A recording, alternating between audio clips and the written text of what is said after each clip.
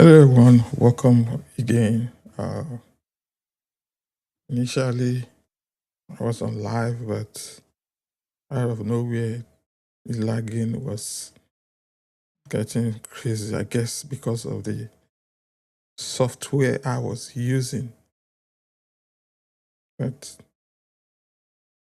it's not.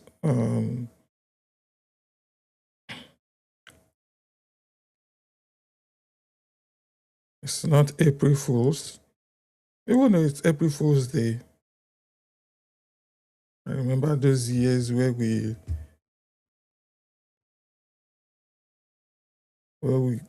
prank each other.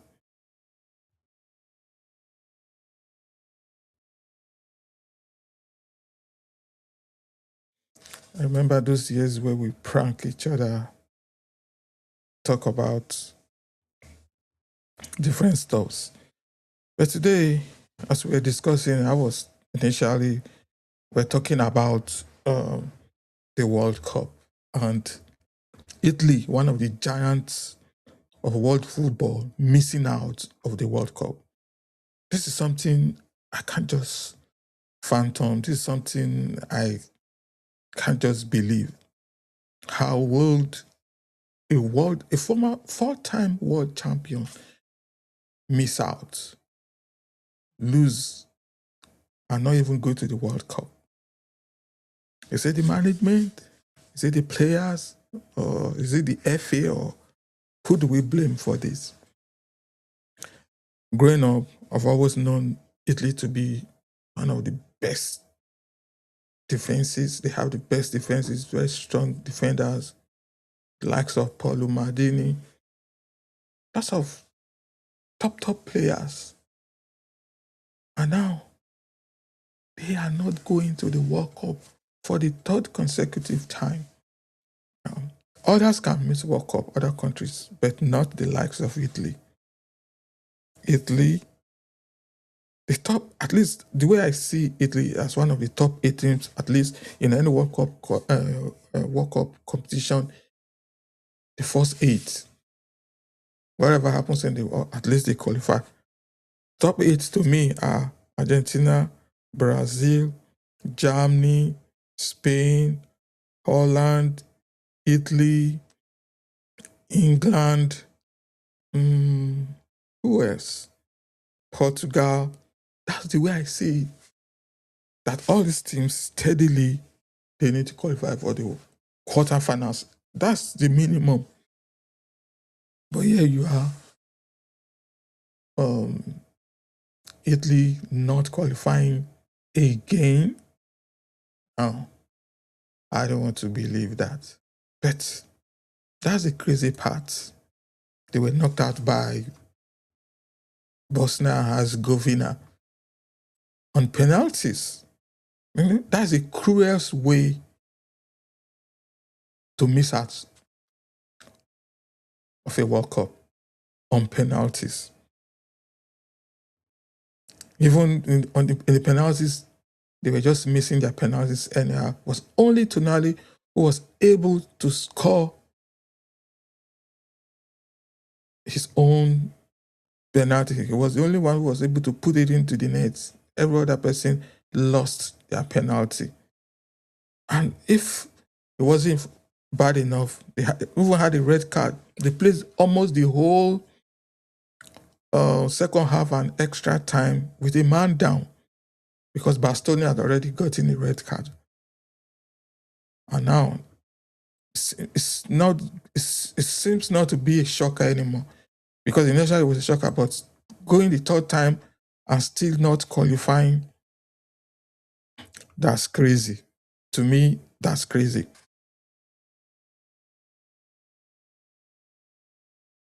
Some people said the result have been deemed as an apocalypse because truly, just imagine Brazil not qualifying for the World Cup. Some people will say, then what am I going to watch at the World Cup? That's what some people will say. There's nothing for me there again. Why am I wasting my time? So now the next one is 2030. And hoping everybody's hoping that Italy will qualify. The first time it happened, we said, oh, maybe it was a shock. The second time, the third time, one thing's happened 3 times. That's a pattern. Too bad for them. Knocked out by Bosnia Herzegovina, a team that they should have demolished on a good day. But now I've discovered that little teams, so-called little teams, are coming up now. Teams that on a good day, they are winning their look at Norway. They won who can still term Norway like a small team, in quote, but there's no small team anymore because that's the perception a lot of people have. So Italy missing out on the World Cup, too bad for them. Better luck next time. And also yesterday, there's a friendly between Portugal and the US, the United States team. The United States team lost a game. But one thing I've come to see is that friendlies are there for a reason. To check your tactics, to check the fitness level of some players, to see which player are deemed fit, sound, and tactically understand what the coach wants to be in any tournament. So even if you lose, that's a learning. That's a learning zone. And good for them once they are the tournament. Then when you begin to lose again, then we'd say there's a problem. But losing, you should be able to learn from your mistake. Italy, the US team lost against Belgium the last time out, and now against Portugal. Some people are already criticizing the coach, saying, oh, we lost to the top 10 teams. Oh, anybody can be in the top 10 team. And some of the players did it. For me, at this time of the season, when everything is critical, everybody wants to be at the World Cup. Everybody wants to win something for their club side. We can't kill them. We can't die, say, oh no, we have to, you have to play with your whole heart. Nobody wants to get injured. Look at the case of Arsenal. They are fighting to win the Premier League in over 20 years, for the first time in over 20 years. And you expect them to put their all in. No, they can't do that. They can't put their all in because they want to remain fit and help their club side.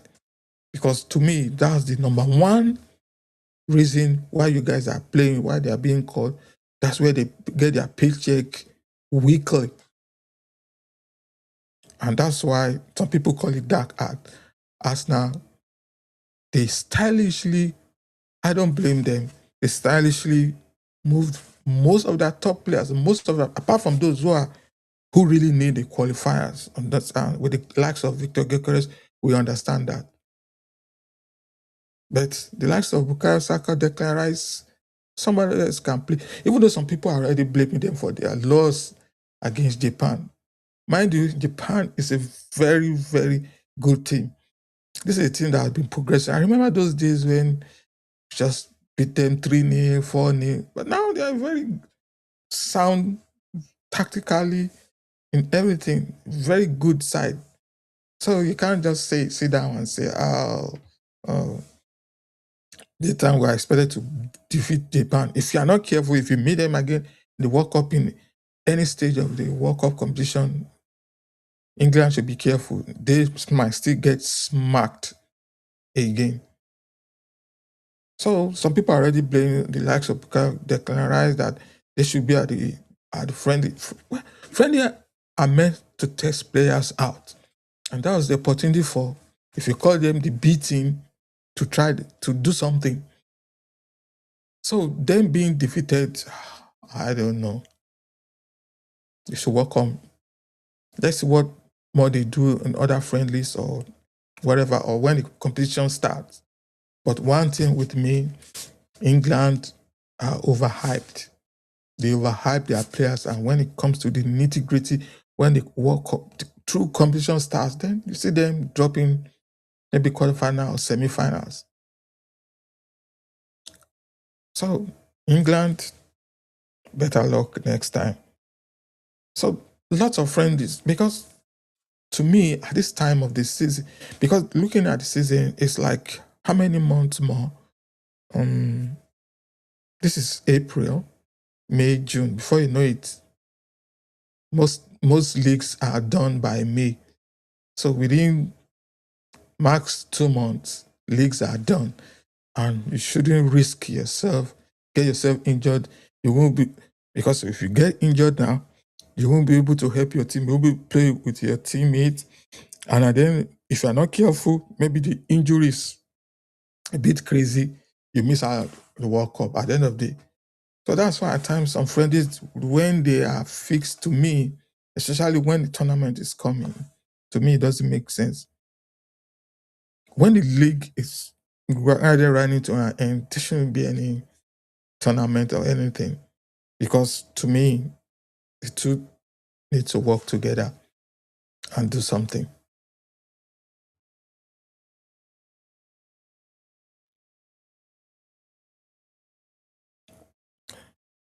For if you are just joining us, this is Touchline Talk.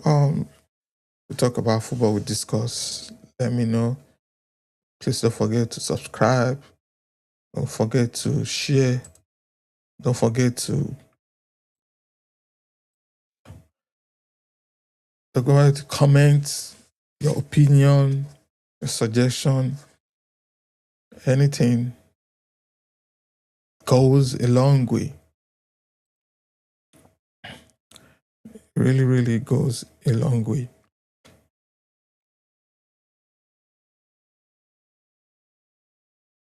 So let's move on to the next news. And another of the news which we'll be talking about is Tottenham Hotspur appointing Roberto De Zerbi as their new head coach. To me, at this stage, it's a crazy one for Tottenham Hotspur. They have no choice. More or less like they have been boxed into a corner. They have been boxed into a corner. What do you expect them to do? What do you expect them to do?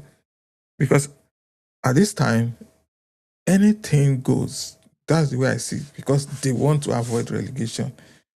And relegation at this stage is crazy. Because if they should get relegated, oh my, of course, there are going to be exodus of players, no doubt. Lots of players will leave. Not only that, um, teams will they will lose a lot of revenue. No doubt about that. And just can't imagine after all that investment with the new stadium and everything, finding yourself in the championship. And doesn't mean that once you're in the championship, you can immediately come back up. At times, it doesn't work that way. At times, it doesn't work that way. But we are keeping our fingers crossed and see how that's going to work out. Because Zebi doesn't have a job, of course, he will accept it because a lot of people won't want to accept that because it's at a critical stage. So let me know what you think. Is Tottenham going to be relegated or not? Let me make a poll.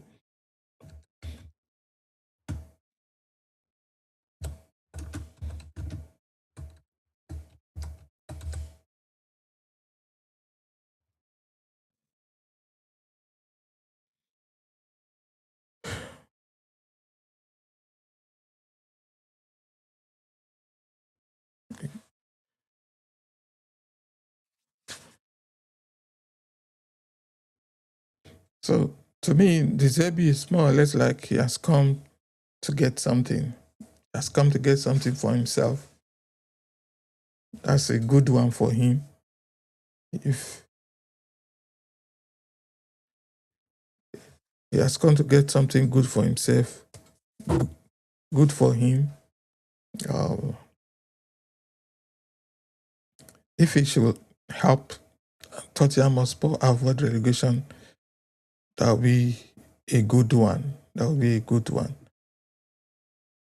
But all the same, good luck to him. And also, let's talk about the World Cup playoffs that just concluded. And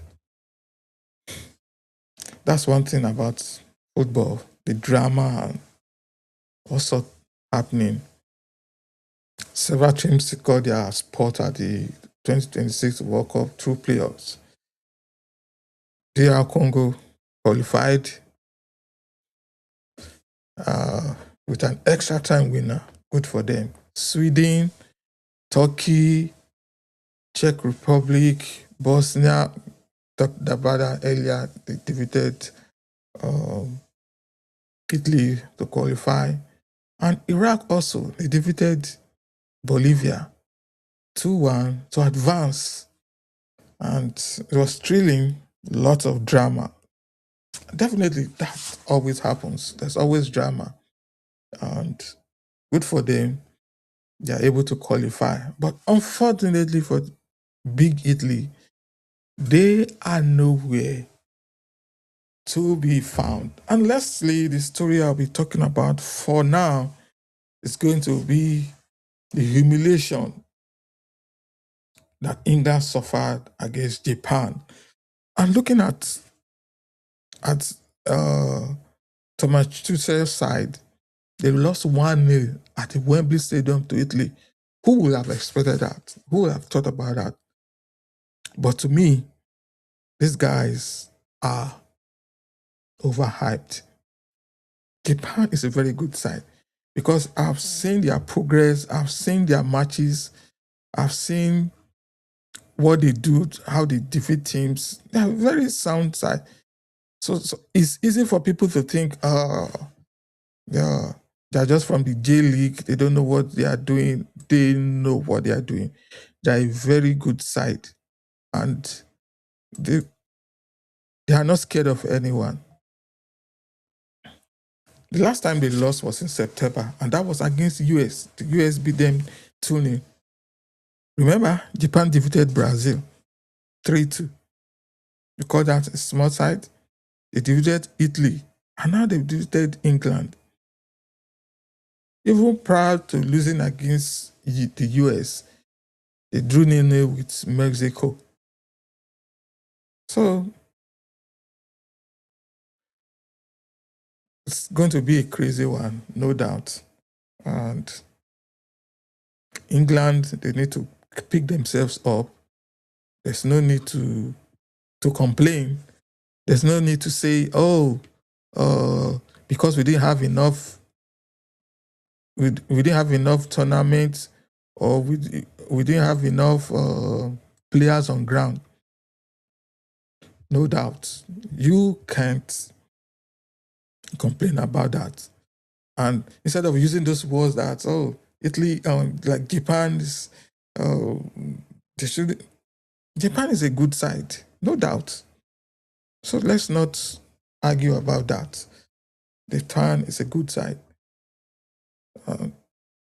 Some people are even looking at the news. Some people are already criticizing Phil Foden and Cole Palmer. This is the end of the season. Most of these players don't want to get themselves injured. Most of these players don't want to risk an injury, because if you get injured, and most of the time what I say is, if you get injured at this time of the season, if you are not careful, you will miss the rest of the season and you will miss the World Cup too. No doubt, you will miss it. And we can't wait for the World Cup to start, no doubt. This is one of the biggest tournaments in the world of soccer. Everybody wants to see who's going to perform. And let me know what you think. Who do you think would win the World Cup? If you're just joining us, this is Touchline Talk, where we talk about football. And Everybody is qualified right now. Those who are not yet to qualify, who are still struggling, kudos to them. We'll see what they are going to do.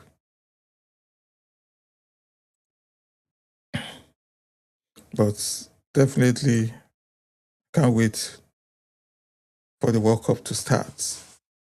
Let me give you a rundown of the group stage.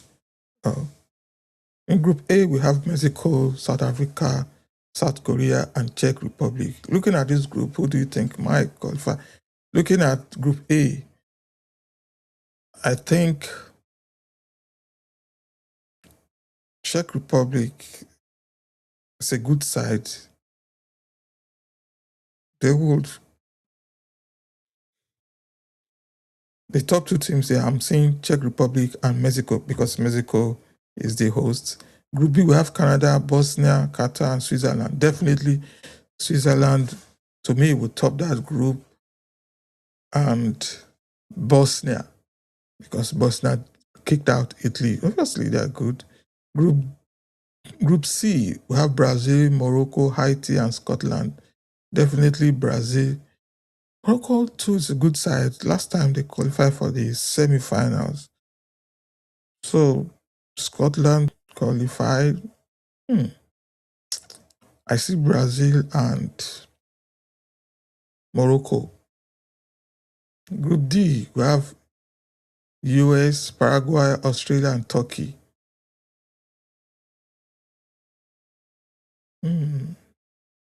I see Turkey and United States. Group E, we have Germany, Curacao, Ivory Coast, and Ecuador. Definitely Germany will be top in that group.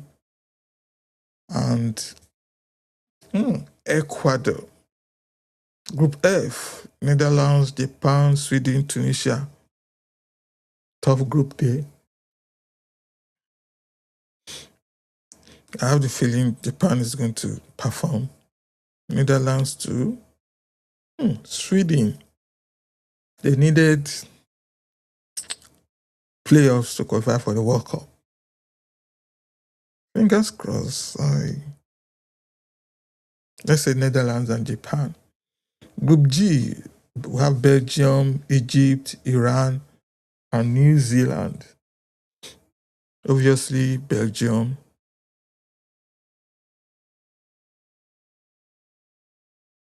And Iran is a good side too. I see Iran from that group. Group H, we have Spain, Cape Verde, Saudi Arabia, and Uruguay. No doubt, Spain and Uruguay, the top two for that group. Group I, we have France, Senegal, Iraq, and Norway. Iraq, too, very good side, needed the playoff to get to the World Cup. So I see France and Norway. Norway, remember, but well, that doesn't guarantee. Norway won all their playoffs, no, all their group stage matches. They had 100%.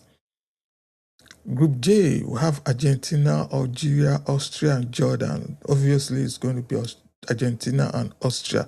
Austria, too, very good side. Group K, we have Portugal, DR Congo, Uzbekistan, and Colombia. I see Colombia and Portugal advancing from that group. Group L, we have England, Croatia, Ghana, and Panama. Obviously, it's going to be England and Croatia. Very good side. So we can't wait for the World Cup to start. No doubt.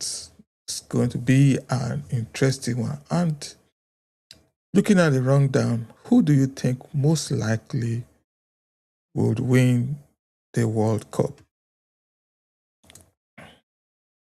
That's a tough one.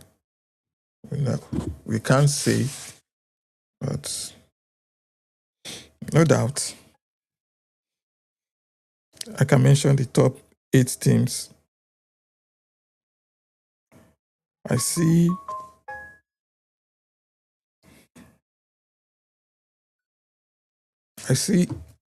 England going to the top eight. Definitely Germany, Spain, Portugal,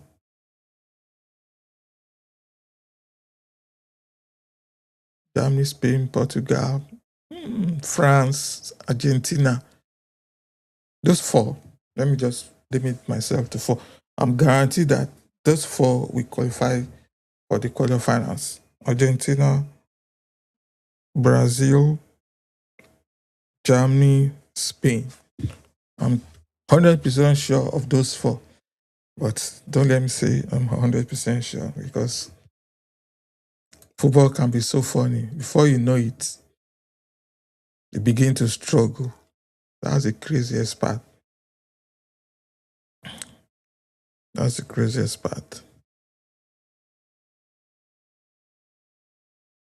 Let me know if you're just joining us.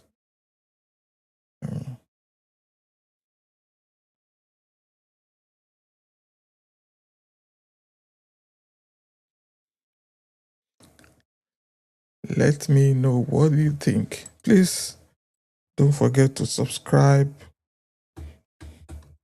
It goes a long way.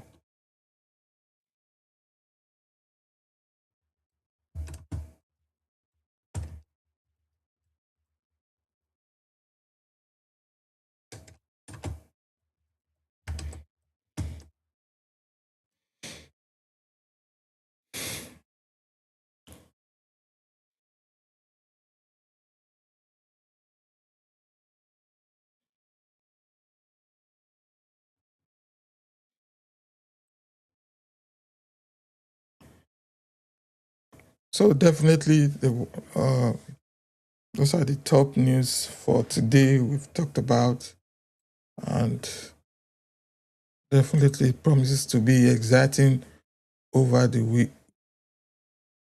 weekend.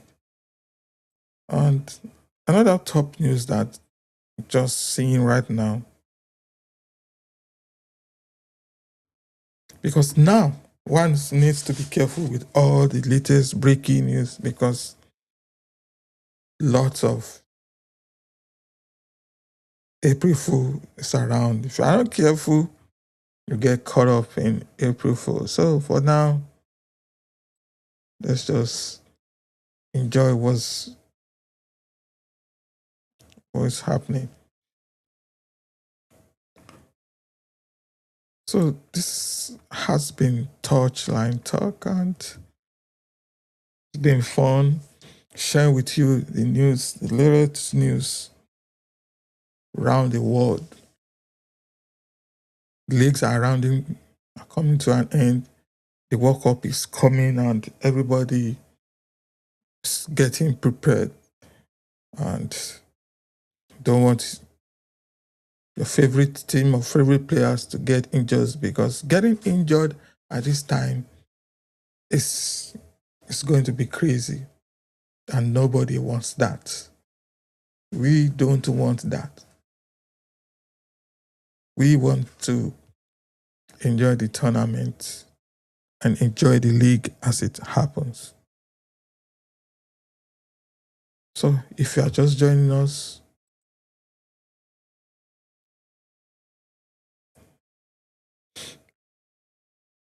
don't forget to subscribe. Don't forget to like. It goes a long way in helping us.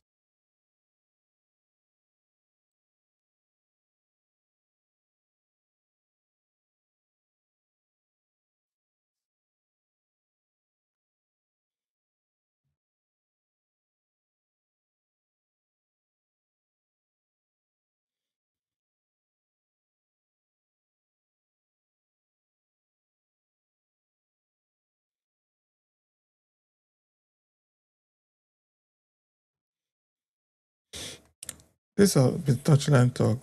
Check out our videos, and thanks for watching, and Hope to see you on my next live for all the latest in the world of football.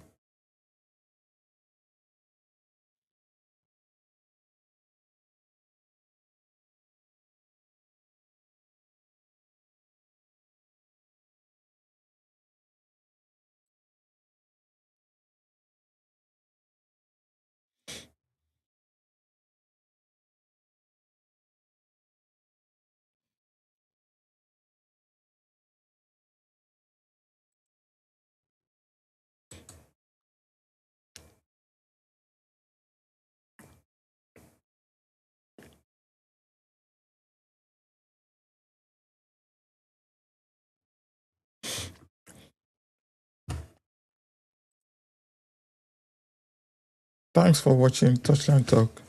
See you on my next video. Bye.